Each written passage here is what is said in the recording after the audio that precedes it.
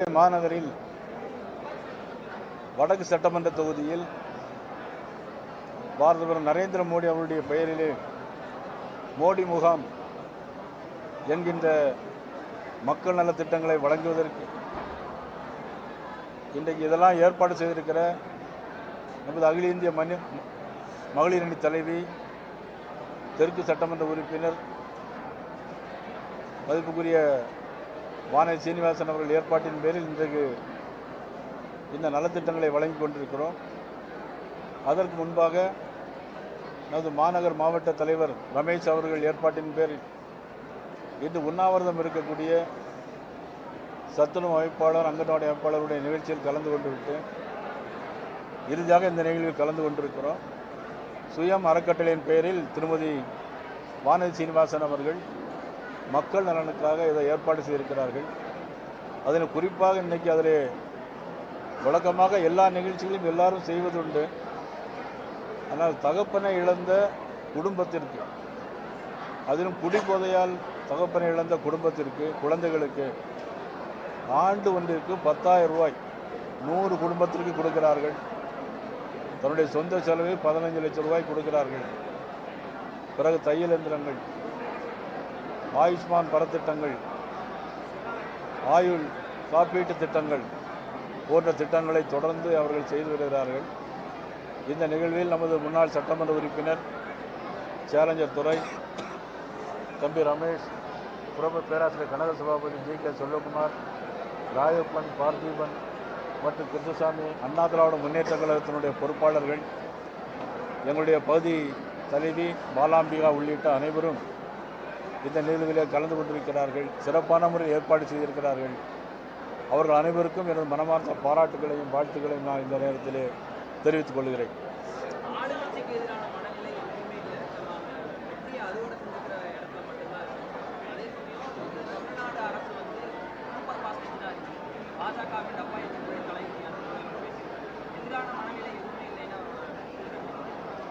அப்படி யார் சொல்லியிருக்கிறாங்க? முதலமைச்சருக்கு அநேகமாக தமிழ்நாட்டில் என்ன நடைபெறுகிறதுன்னு தெரியாதுன்னு நினைக்கிறேன். இன்றைக்கே ஒரு சின்ன உதாரணம்,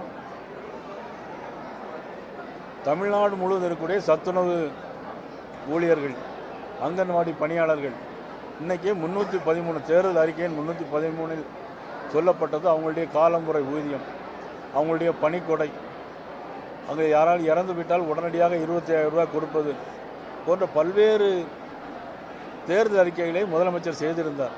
இன்றைக்கி அவங்களாம் எதிர்த்து போராடுறாங்க. எதிர்த்து என்ன செய்கிறாங்க? போராடுறாங்க. துப்புரவு தொழிலாளர்கள் ஒரு 2-3 மாதத்துக்கு முன்னால் முதலமைச்சர் ஸ்டாலின் அவருடைய அரசாங்கத்தை எதிர்த்து போராடினாங்க. அதே மாதிரி அரசு ஊழியர்கள் தன்னுடைய பழைய ஓய்வூதிய திட்டத்தை அறிமுகம் செய்யணும்னு சொன்னாங்க. 5 வருஷமாக இன்னும் செய்யலை. அவங்களும் இன்றைக்கி என்ன பண்ணுறாங்க? எதிர்த்து ஜாக்டோஜியாக போராடுறாங்க. இதெல்லாம் இது மாதிரி 470 தேர்தல் அறிக்கைகள் அவர்கள் செய்யாமல் இருக்கிறாங்க. இதெல்லாம் போராட்டமாக எதிர் மனநிலை இல்லையா? சரி, சொத்து வரி உயர்வு 300 மடங்கு அதிகம், மின்சார கட்டண உயர்வு 300 மடங்கு அதிகம். உங்கள் வீட்டிலே நீங்களே கட்டியிருப்பீங்க. உங்களுக்கே அந்த மனநிலை இருக்குது. ஆனால் முதலமைச்சர் அந்த மனநிலை, உங்களுக்கு இருக்கக்கூடிய மனநிலை, எதிர்ப்பு மனநிலை அவர்களுக்கு தெரியலை. இன்னொன்று, குடும்ப ஆட்சி. முன்னாள் முதலமைச்சர் கலைஞர், இந்நாள் முதல்வர் நமது மதிப்புக்குரிய ஸ்டாலின் அவர்கள், அப்புறம் இருக்கக்கூடிய துணை முதலமைச்சரை அடுத்த தேர்தலில் முதலமைச்சராக்குங்கிற நோக்கம்தான் இருக்கிற தவிர தமிழ்நாட்டு மக்களுக்கு எதையும் செய்யணுங்கிற எண்ணமோ உணர்வோ சிந்தனையோ நம்மளுடைய முதலமைச்சருக்கு இல்லை. ஆனால் இன்னொரு மக்கள் போராடாமல் இருக்காங்க. அவங்க எப்படி போராடுவாங்கன்னா, என்றைக்கு தேர்தல் தேதி அறிவிக்கிறாங்களோ அன்னைக்கு வாக்கு சாவடியில் வந்து அவங்களுடைய மனநிலையை தேசிய ஜனநாயக கூட்டணி வாக்களித்து அந்த போராட்டம் நடத்துவாங்க.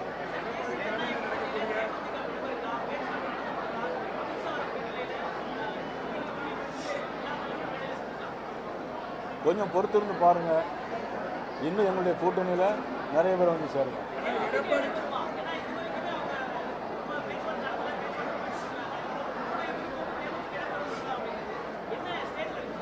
இல்லை, மதிப்புக்குரிய அமித்ஷா அவர்கள் வந்துட்டு போட்டு உங்களுக்கு பதில் கிடைக்கும்.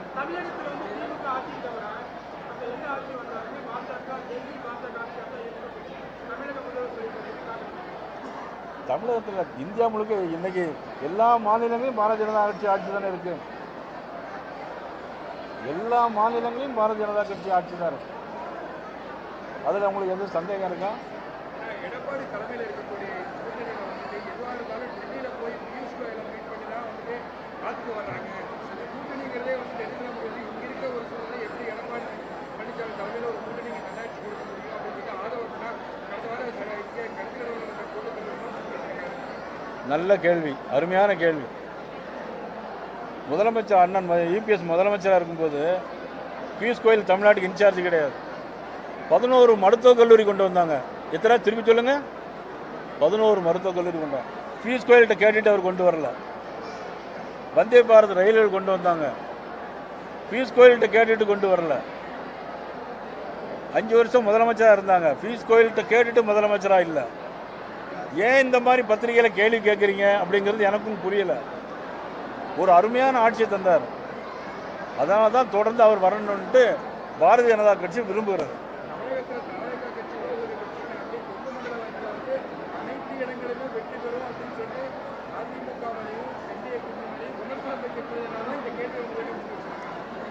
இப்போ நான் சொன்ன பதில் சரியா இருக்குங்களா உங்களுக்கு? இப்போ சொன்ன பதில் சரியா இல்லையா? நாடு முழுவதும் எல்லா மாநிலங்களிலும் பாஜக ஆட்சி தான் இருக்கிறது. அதாவது 2-3 மாநிலங்கள் தவிர மீதி எல்லா இடத்துலையும் பாரதிய ஜனதா ஆட்சி இருக்குன்னு சொன்னேன். எங்க கேரளாவில் இல்லை. நான் அந்த அர்த்தத்தில் சொல்லலை. நீங்கள் எந்த அர்த்தத்தில் நினைச்சாலும் அதை பற்றி கவலையே இல்லை. தமிழ்நாடு, கேரளா இந்த மாதிரி 4 மாநிலங்களை தவிர மீது வந்து இருக்குன்னு நான் சொன்னேன். மத்தியில் இருக்கிறத பாஜக என்னங்க? ஆமாம்.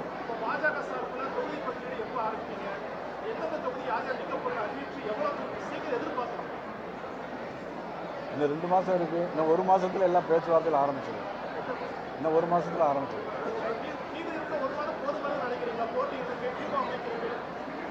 2 மணி நேரம் போதும். அண்மை காலமாக அதிகமாக நீங்கள் மாநிலத்தில் கோவைக்கு முக்கியத்துவம் கொடுத்தாங்க. நிறைய நிகழ்ச்சிகளை கலந்துக்கிறீங்க. மற்ற மாவட்டங்களை விட கோவைக்கு அதிக முக்கியத்துவம். இல்லை, நான் இன்னைக்கு தான் வடக்கு தொகுதி வந்திருக்கேன்.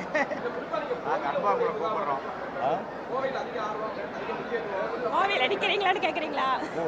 நான் கோவையில் போட்டி போடல. பாஜக தலைவர்களோட முகாமா கோவை முகமாக மாறி இருக்கீங்க. எல்லாருமே கோயம்புத்தூர் அதிகமாக கான்சென்ட்ரேட் பண்ணுறாங்க. அதுக்கான இதுதான் அவங்க கேட்குறேன்.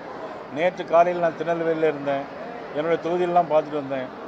சாயங்காலம் மதுரையில் முகாம் விட்டுட்டு பிரதமர் வரக்கூடிய வருகையெல்லாம் சொல்லி பேசிட்டு மதுரையை முடிச்சுட்டு வந்திருக்கிறேன். இன்றைக்கி கோயம்புத்தூர் வந்திருக்கிறேன். நாளைக்கு திருச்சிக்கு போகிறேன். நான் எல்லா இடமும் சுற்றிட்டு தான் வரேன்.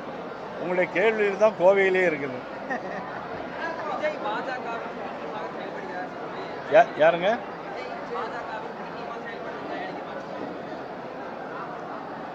தயாநிதி மாறன் சொன்னது என்ன அர்த்தத்தில் சொன்னார்னு தெரியாது. ஆனால் எங்களுக்கு எதிரான மனநிலையில் தான் விஜய் அவருடைய எல்லா பேட்டியும் கொடுத்துட்டு இருக்கிறாங்க.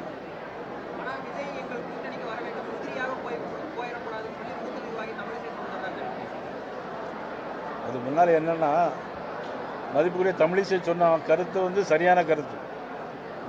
எல்லாரும் ஒருங்கிணைந்து செயல்பட வேண்டும் என்று அவங்க சொன்ன கருத்து தவறானது கிடையாது.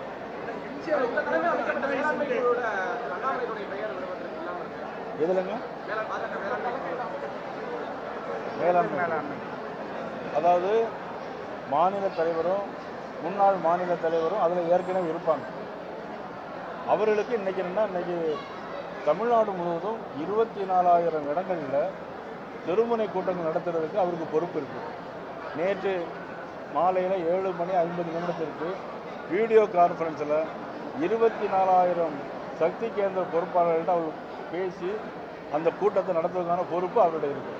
முன்னாள் முதல்வர் எம்ஜிஆருக்கு பிறகு அனைவருக்கும் வீடு உணவு அப்படிங்கிறீங்கன்னா இரண்டு திராவிட கட்சிகளுமே கூட்டணி செய்யும். அதை தாவேகா விஜய் அவர்களால் தான் இது பூர்த்தி செய்யப்படும். நடிகர்கள் நாராயணகுடிமான அவர் கூட்டணி தான் எல்லாத்தையும் இது பண்ணுறேன்னு சொல்லியிருக்காங்க. முதல்ல அவர் தேர்தல் வேட்பாளர்கள் அறிவிக்கட்டும், தேர்தல் வரட்டும், அதுக்கப்புறம் மற்றதெல்லாம் பேசுவோம். யாரு?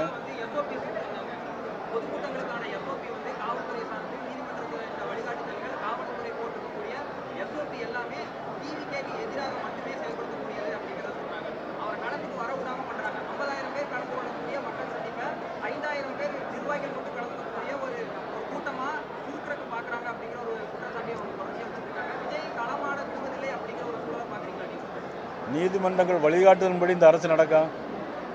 நீங்கள் சொன்ன நீதிமன்றத்தின் வழிகாட்டுதல்படி இது பண்ணி எல்லாத்தையும் தடை பண்ணுறான்னு சொல்கிறீங்க. இன்றைக்கி பாரதிதாசன் பல்கலைக்கழகத்தில் இன்றைக்கி நீதிமன்றம் தீர்ப்பு வழங்கியிருக்கு.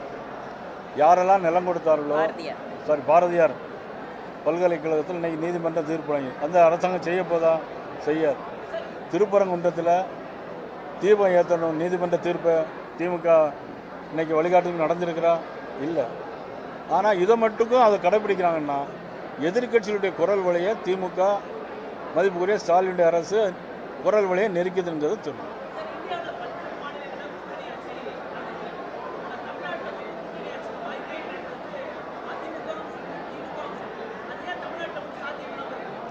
நாங்கள் அதை பற்றி ஒன்றுமே கருத்து சொல்லவே இல்லையே. எங்களுடைய பீகார் மாநிலத்தில் நாங்கள் கூட்டணியில் இருக்கோம். நிதிஷ்குமார் தான் முதலமைச்சராக இருக்கிறோம்.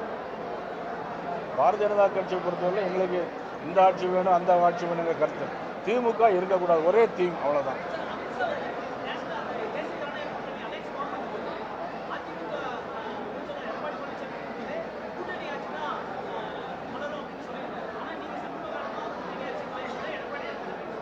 அவங்க சொன்னது கூட்டணி கட்சியுடைய ஆட்சி அப்படின்னு சொன்னாங்க.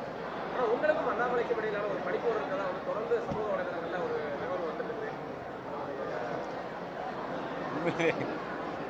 எது இருக்கோ இந்த சின்ன ஊதி ஊதி பெருசாகத்தில் ஊடகங்கள்லாம் பெருசாக இருக்கும். முதல்ல நியூஸ் தமிழ் உங்கள் ரிப்போர்ட்டர் அடின்னு அடித்தாங்க. யார்? திமுககாரங்க அடின்னு அடித்தாங்க. யார் அடி? உங்களை தான் அடித்தாங்க. கேமராமேன் அடிவாங்க. அடி வாங்கினதை விடலை.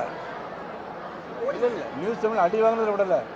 ஆஸ்பத்திரி இருக்கும்போது யார் அடிப்பட்டவங்க மேலே எஃப்ஐஆர் போட்டாங்க நியூஸ் தமிழ் சேனல். ஆனால் நீங்கள் இது எங்களுக்குள்ள அண்ணன் தம்பி, எந்த பிரச்சனையும் கிடையாது.